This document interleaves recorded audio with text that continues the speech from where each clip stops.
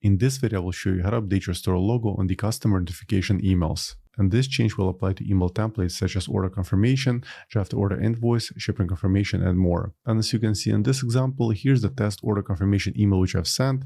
It has my original store logo which I would like to update. So to make this change, let's log into Shopify admin account, and then the bottom left corner, click on settings, and then look for notifications. Then select customer notifications. As an example, let me open draft order invoice.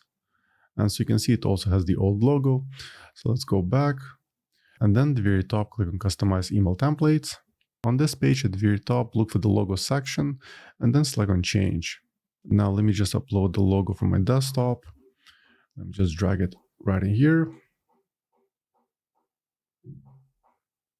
And here's the recently uploaded logo. Make sure it's selected and then click on done. Now let's save the changes.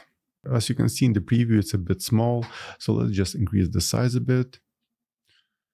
And now let's save the changes once again. Okay, so it looks a bit better. Now let's go back. Let's try opening other templates such as shipping confirmation. And there's the new logo. And let's try sending the test email.